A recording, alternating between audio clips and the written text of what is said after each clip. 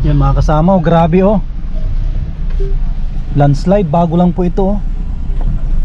Yan, grabe. Papunta po tayo ngayon ng Kapalungga para maghatid ng tulong. Yan po oh. Alas 4 na ng hapon pero akyat pa rin tayo.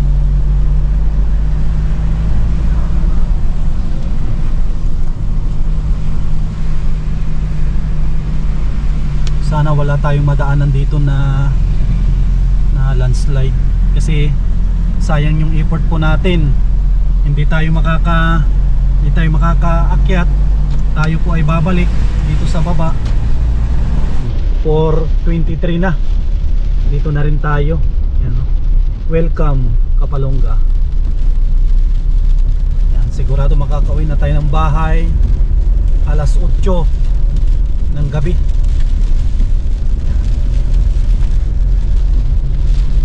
Tapos maulan pa dito sa taas. Ito na yung pinakamataas sa Cam Norte, ang Kapalungga.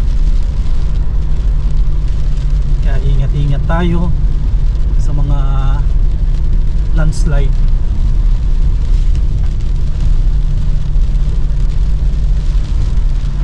Yan mga kasama oh.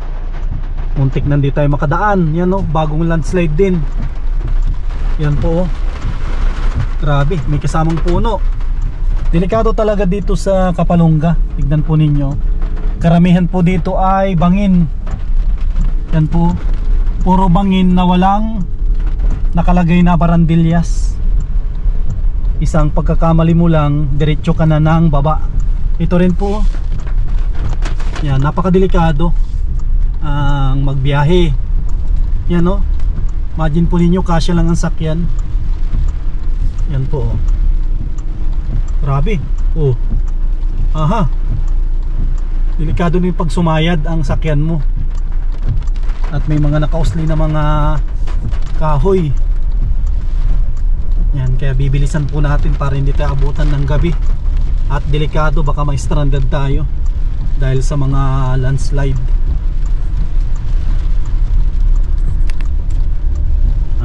Ayan, thank you Lord. Nakarating na po tayo ng maayos dito sa Kapalungga. Yan no. Tuloy-tuloy pa rin po yung ulan. Hindi natin alam kung may bagyo pa na paparating. Yan po oh. Nandito tayo kina Kuya Totoy. Nagdala po ako ng bigas para sa kanya. Dito yung bigas. Yan. Kasi mahirap kasi mabitin. Hirap pag wala siyang pangluto. Yan no. Bigyan natin sa kanya yan. Wala tayong dalang payong. Ano po? Umuulan pa rin. At mahirap din magkasakit. Bilisan na natin para maibigay na natin yung bigas at makauwi na rin tayo. Kasi mag alas 5 na. Ang biyahe po natin ay halos 3 oras. Magmula dito sa Kapalungga pauwi ng Dait. Hindi naman tayo makabilis at nakita nyo kanina ang dami nating nadaanan na landslide. Kaya mamaya doble ingat na lang po tayo sa pag-uwi at mahirap na. Yan, tara.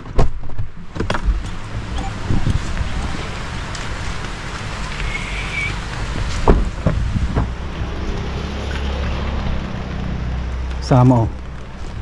Dala natin na bigas.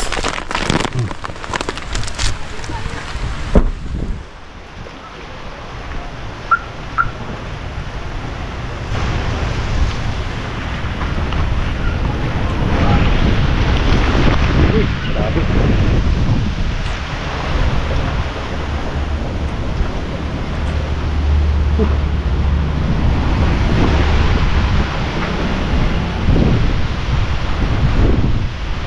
Yan na, malakas yung ulan dito sa taas. Saka medyo ingat din tayo at delikado dito. Uy, grabe, madulas. Delikado dito sa kanya at malumot. Malumot po yung daan. Yan o. Bit natin na bigas. Wala. Delikado oh.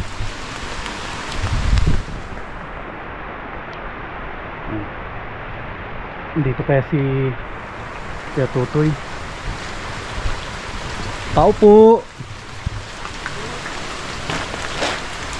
Kuya Tutoy, magandang hapon. Ito tayo. Hindi pa tayo makapagtrabaho at maulan. Ay, mga kasama oh, ay grabe. Ganda na dito sa bahay mo. Grabe ulan. Ano po, walang tulo. Ay, guwapo na ah. Bagong gupit. Ito, may pasalubong ako sa'yo, Kuya Tutoy. Saka, Tanggapin mo yung pasalubong ko sa'yo. bye. Salamat, Kuya Sam. Yan. Ano, Kamusta ka naman dito? ito naman po, ayos. Ayos naman. Mabuti. Diyan, maupo ka dyan, Kuya Tutoy, sa kama mo para kung natin mag-usap tayo ng masinsinan. Diyan ka magupo para kita ka ng mga minamahal natin, mga viewers, mga sponsor. Yan. Kamusta ka naman dito, Kuya? Mabuti naman po. Hindi inabot ng baha tong bahay mo? Medyo inado din, naabot din. Ay, inabot ito. Naabot din po, pero hindi naman buti at hindi naman gaanong nag ano dyan o sa may dyan sa may hollow block. Yung CR mo pinasok hindi? Ay hindi naman. Ah, May- muntik na. Doon lang naman sa may ano, Ayan. likuran, sa may likuran. Ah, sa likuran lang yung deposito. Yung septic tank hanggang doon lang. Muntik na doon, muntik na sana. Ah, muntik na. Muntik Ibig sabihin, guru, sobrang lalim pala dito. Oo, Yung mga iba dyan na mga bahay inabot. siya rin po. Ala. Pero ito sa akin, hindi naman gaanong ano, naanuhan lang yun doon sa may mga halaman. Yan. Alam mo, Kuya Tutoy, ilang araw na ako dito pabalik-balik. Ngayon ko lang napansin na pala itong bahay mo ay napalitadahan na sa loob. Yan pala oh, ito mga kasama. Napalitadahan na ito sa loob.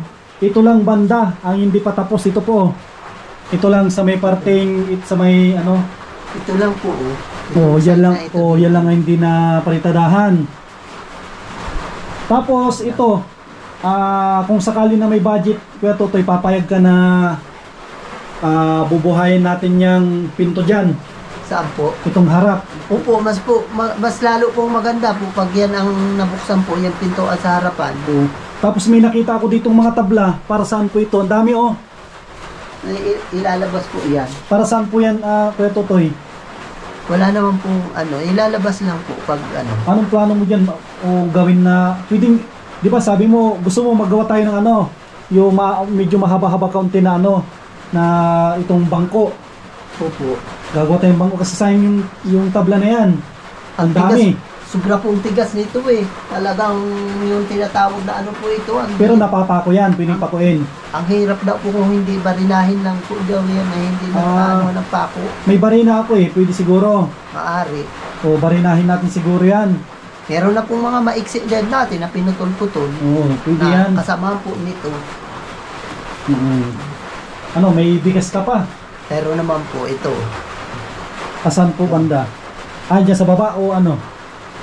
Yung nilagayan ko po ng bigas. Andyan, sige, sige. Okay na. Buti may bigas ka pa. Mga ano, mga madaling iluto tulad ng noodles, may mga dilata, meron ka. Yun ang ano na lang. Siguro 2 piraso. Yan, grabe oh. Buti naman, maayos ka dito. Ayos naman po. Hindi ka naman nalulungkot. Medyo nalulungkot din po. Kaya kanina nag-iisa. Yung gitara mo na gagamit mo siya. Nagagamit ko po. Laging nakacover muna. Tapos may kon ka pala dyan. Oh, ano yung shampoo? May shampoo ka ata dyan ah. Yan po yung pinapang ano ko sa buhok para mag ano. Yung tumubo. Pampatubo pala ito. Ginseng. Opo. Yan po oh. Luya. Pampatubo. Kaya hindi ka naman nakakalbo. Hindi naman po. Pero dati yan ano, manipis. Dati manipis po ito noon. Tapos nung hindi naggamit. pa ako gumagamit yan. Anong pangalan yan, Kuya Tutoy? Hindi ko nga po, ano ang pangalan nito po? Tignan ko nga pag ano, pakiabot nga at para bibili din ako. Kahit hindi pa manipis ang buhok ko, para pang ano lang, pang maintenance lang. Ayun, King of Ginger. Sunisa. Ayan, sige, mabili tayo ng ganyan para pampakapal ng ano, buhok. Kunti na lang ako. Ang dami pa. Kung lang ang nabawas, Kuya Tutoy, 1/4 pa lang ang nabawas. Inumin na tubig, meron ka? Ano lang po, sa gripo lang po ako na ano. Saan po Sa nag-gripo? labas. Ay, sa labasan. Relief. Wala namang relief na... Wala pa po. Gawa ng pinaprocess pa siguro, kaya wala pang nadating. Pero may paparating na relief goods. Siguro mga 1 buwan. Isang buwan pa? Matagal pala. Kasi sunod-sunod na yung alam mo na pag ganito na buwan ay sunod-sunod ang bagyo, di ba? Pagdating ng kalamidad, alam ko naman ang kalaban mo lang dito tubig. Pero siguro noong mga panahon siguro na siguro inaabot dito. At talaga po, lampas yung hanggang po yung bahay na yun, abot yan.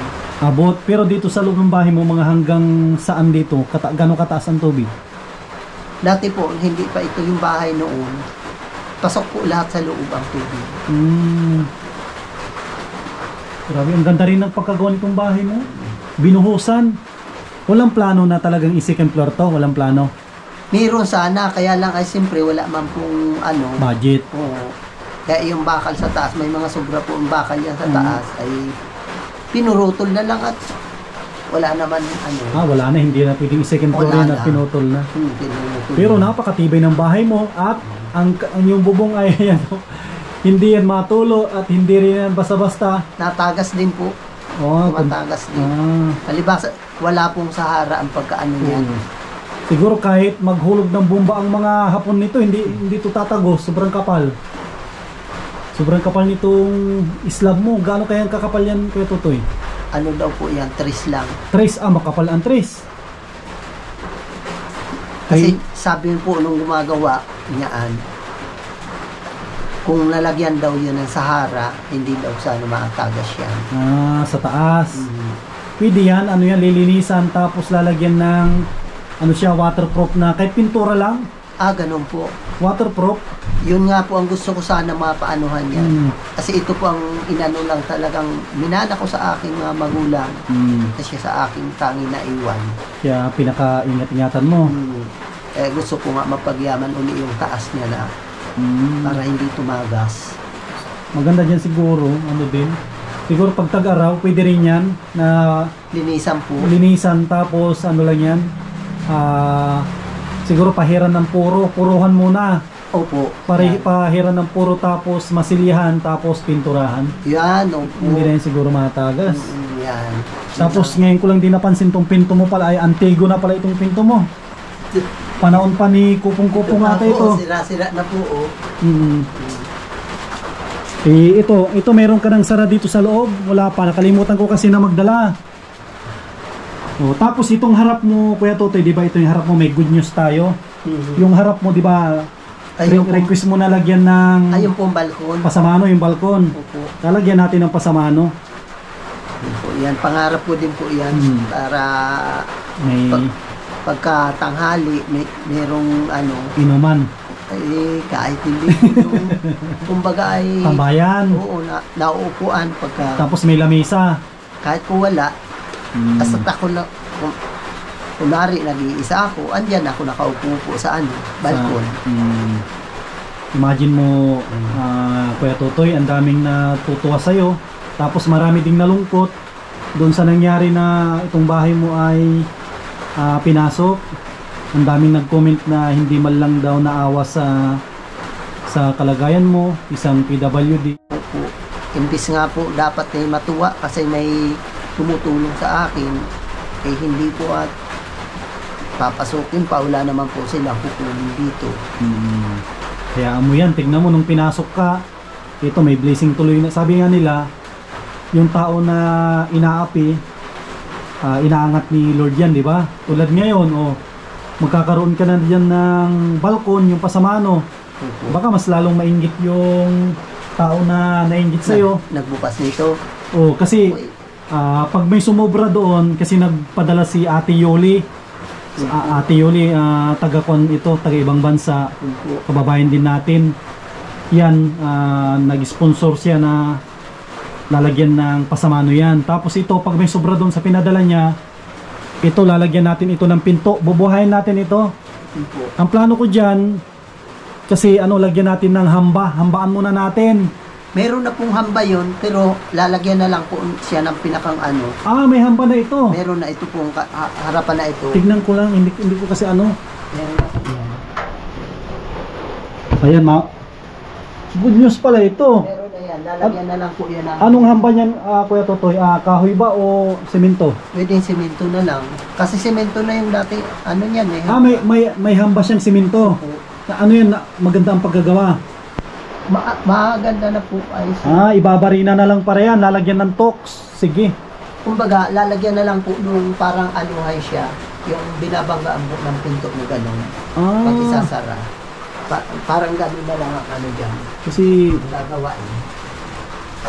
Diba isasara ang pinto pag gano'n? oo, sige mamaya sisilipin ko para magkaroon din ako ng idea. Opo. Para kung tayo, siguro malaking tipid na yan. Pag may hamba na yan, pintuan na lang ang... Kasi marunong din ako maggawa ng pinto. Marami na rin akong binuo na pinto. Kahit ako na lang dyan para makatipid tayo ng budget. At yung sobra ay pambili na lang natin dito ng gamit dito sa loob ng bahay mo. Kasi napansin ko ang cabinet mo ata, mga kahon. Wala kang dito yung Mga drawer. ano na po, mga sirira na po ang mga karton ko. Nangihingi po ako sa mga tindahan. Wala Kasi na po. napansin ko sa'yo, kuya, ay mga karton ang lagay mo ng damit. Pag may sumobra, kung may susobra. Kung wala man, ay siyempre mag-iipon tayo, bibilihan kita ng bilang kita ng cabinet. Yung Durabox. Yung Durabox. Kasi yung lagayan mo, panahon pa ni kupong-kupong din ito, oh. Parang nilagaw. Minana mo pa ito. Lulahin ko po yan. Ito, lulahin niyang nagbigay, oh. Lulahin ko po ang nagawa. Grabe, oh. Ngayon ko lang nalaman din na wala kang dito na Durabox. Wala po. Ang Ito ang mga lalagyan ko, mga Puro kahon. karton, mga sirata. Oo. Minsan naghihinga ako sa Yan, tindahan. puro kahon. Tapos pag natin ito na ayos, kasi ilalabas na tong kanyang lamesa. Na po. Ayan mga kasama. Yun yung plano natin, Kuya Totoy. Pag natapos tong kusina, ilalabas natin to. Tapos kung ano yung mga pwede natin dito na ayusin, ay ayusin po natin para maganda yung pagsalubong ng Pasko at bagong taon. at bagong taon, yung bahay mo ay maaliwalas para ang pagpasok ng swerte ay tuloy-tuloy. Tulad dito, Kuya Totoy, siguro hindi mo inaasahan na darating yung ganito na blessing sa'yo. Opo. Talagang napaka gandang isipin. Napakaganda pagka hindi ka halos makapaniwala. Ngayon talagang kapani-paniwala na. Ito na talagang kita na talagang andyan naman lahat na. Napakalaking pasalamat sa lahat ng mga nakakapagtulong sa akin. Tunay. Kuya Totoy, dumating na ba yung time na pinanghinaan ka na ng loob? Kasi 'di ba may tumulong sa iyo dati? Dumating na yung time na sabi mo wala nang pag-asa? Hindi na nga po sana ako umaano noon, yung ano na yun nung una. Talagang ang mahal na Panginoon Diyos ay talagang marunong at nagpapala sa ating lahat. Kaya niloob niya na magkaroon ulit ako ng tulad nito katuparan ng mga pangarap. Magkaroon ka ng panibagong pag-asa. Siyempre sa tulong ng mga sponsor, hindi lang si Kuya Sam. Tunay, lalo ang mga kalingap na mga tumutulong sa akin. Talagang napakalaking pasasalamat sa kanila. Kasi yung tulad mo, Kuya Totoy, sa totoo lang, napaka-deserve na magkaroon ng tulong.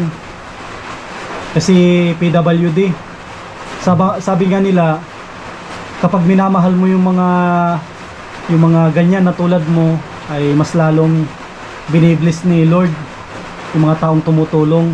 Siguro tulad ni Kagawad, di ba? Si Kagawad, napakabuti niya. Siya yung tumutulong sa'yo, kaya alam ko din na binibless din siya ni Lord, hindi lang kami na nagtutulong sa'yo. Yung nangyari dito, nalaman na ni Kagawad? Hindi ko pa medyo hindi ko pa masyadong ano sa kanya dahil pa liwanag na mabuti, pero Alam parang niya. napahapyaw ko na sa kanya. Pero alam niya kasi isa si Kagawad sa mga sulid natin na nanonood ng mga vlog natin na dito, taga Kapalonga. Bukod sa mayroon siyang posisyon dito sa barangay, ay tumutulong siya sa'yo. Pag, di ba sabi mo nung wala pa kami, pag walang wala ka, siya yung nagbibigay sa'yo. Ano yung masasabi mo kay Kagawad kung nanonood siya ngayon? Sa akin, ang sabi ko nga, kung may pagkakataon siya, ay makasama rin natin siya dito sa ating magaganda mga layunin ito. Sana makasama din natin siya. Yung mga kapatid mo kayo, Totoy, ano, nagtatawag sa'yo o nagmi-message na ano? Wala po. Walang paramdaman lang sa akin ngayon. Hindi nila siguro napapanood tong nangyayari sa iyo. Siguro. Wala bang nagbabalita sa kanila? Wala. Awan ko yung yan, si Kagawad. Awan ko lang kung binalita niya na doon. Para malaman din nila yung sitwasyon mo dito at hindi sila mag-alala. Opo. At sila man lang ang may mga kuntakan. Kagawad sa kayo mga kapatid ko. Sila yung may mga kontak doon. Ayan. Sana mapanood din nila para hindi sila mag-alala. Tignan mo, Kuya Totoy, kahit hindi lang medyo, masama talaga ang panahon. Opo, talaga. Pinilit ko na umakyat dito. Hindi ko nga po halos inaasahan. Sabi ko, talagang naintindihan ko naman ang kalagayan ng panahon. Hapon na pero andito pa rin ako. Makauwi ako sa bahay, Kuya Totoy, na siguro, alas 8 na ng gabi.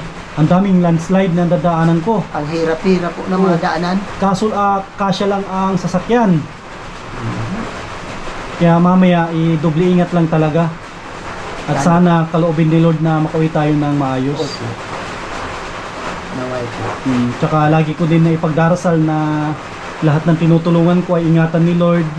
Lalo na ngayon, panahon talaga ng bagyo. At hindi lang mga tinutulungan ko, lalong-lalo na sa mga tumutulong sa ating channel, mga sponsor, mga viewers. Sila yung isa dito na napakalaking ambag sa ating channel. Yung panonood nila. Dahil sa simpleng panonood nila, nakakabili tayo ng ganito. Kabili tayo ng bigas, yan no. Sa simpleng panonood nila, kabili tayo ng bigas. Tapos nakapang-aabot din tayo ng kaunting cash. Salamat. Sa mga tinutulungan natin. Laking salamat natin sa ibang mga viewers natin. Mensahe mo, Kuya Totoy, mensahe mo bago tayo tapusin yung vlog natin, mensahe sa mga sponsor natin.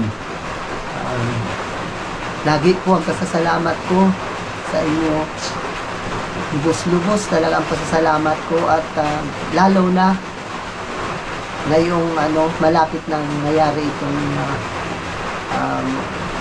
ginawa niyong pagtulong sa akin.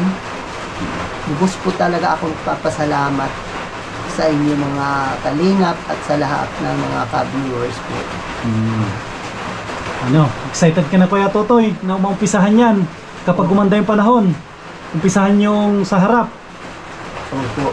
Yan, sige. Paano yan, Kuya Totoy?